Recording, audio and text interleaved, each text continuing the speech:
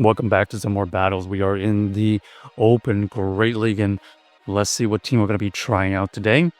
We got the Jumpluff paired with the Shadow Lapras and the Blastoise in the back.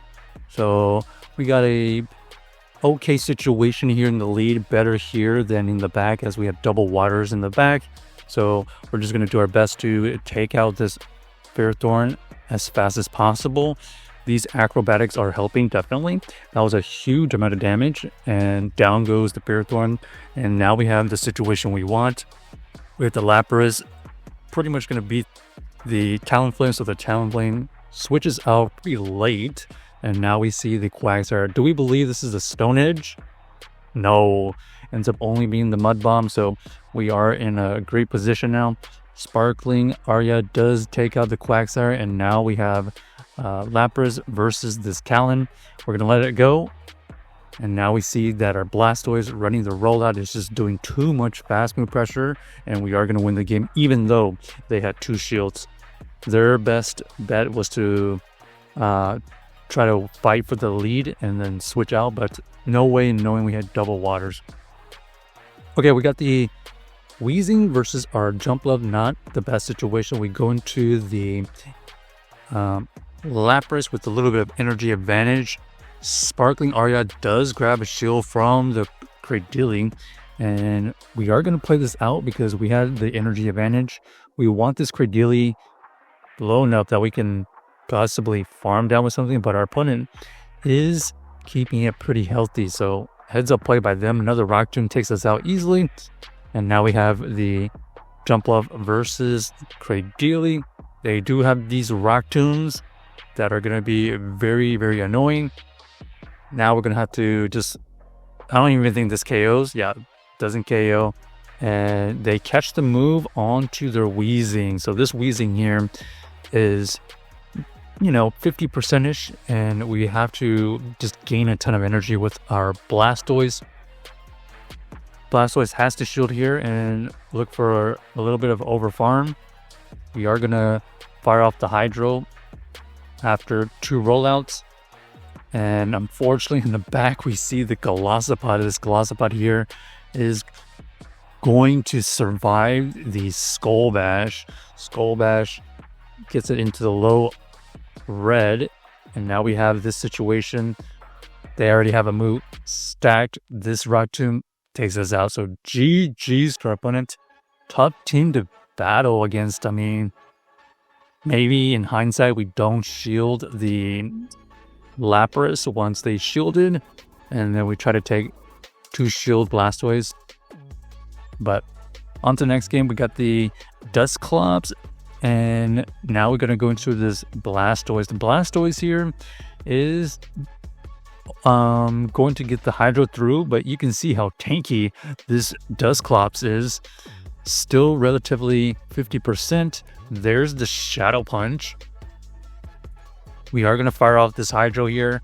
We do grab the shield, and they are right at a move. So we're going to shield here so that we can either grab the second shield or it's going to potentially get the KO. So down goes the Dusclops, and now we see the Primate come in, and now we have Jumpluff onto Primate. They swap out into another Ghost. This Ghost potentially has a fighting move, but unfortunately for us, it was only a Shadow Punch. And now you can see they do get to this move before we get to our Sparkling Arya. They take us out. We're going to have to overfarm it a little bit, and then we're going to fire off this Aerial Ace, and it doesn't take out the Shadow Dusclops. That's really unfortunate. Our opponent here is going to fire off the Rage Fist. We survived that one, but luckily we are going to be able to reach this Acrobatics for the KO. So GG's to our opponent. Kind of a weird situation at the end there. That Shadow Dusknoir, pretty tanky. I would have thought an Aerial Ace would have taken out from that range, but unfortunately it was not the case. So here they swap out into the Clocksire. The Clocksire is going to get met with our Lapras. And you can see right there, they do not have Stone Edge, so that was a good no shield by us. And now we are looking for the extra energy. We are going to shield here so that we can farm down, because this energy here is still going to be pretty valuable, even though this Jellicent resists all the charge moves. But these Psy Waves add up. Don't underestimate the Psy Wave damage. So the combination of the Psy Waves plus the Sparkling Arya's already gotten this Jellicent into the red, and then we just gotta hope there's no Ice Beam. Nope, they aren't not running Ice Beam, so it allows us to overfarm a little bit. We go for this Aerial Ace and take out. Okay, and now we can see a Morpeko. The Morpeko is looking to get some extra energy there. So we thought they only built up to the Psychic Fang, and unfortunately the Arya wheel was thrown at the Jumpluff and they took us out, and now we're just in huge trouble. This Morpeko only has to go for Psychic Fangs at this point, and we're just not going to be able to get to 3 Hydro Cannons. So it ended up coming down to that last decision, whether we thought that was going to be the Aura Wheel or the Psychic Fang bait against our Jumpluff, but unfortunately didn't work out for us. Next we have the Drapion versus the Jumpluff here. This is okay as long as they don't have the Sludge Bomb, but it looks like they did get a huge amount of damage with their Crunch, so we are going to play this out for a little bit.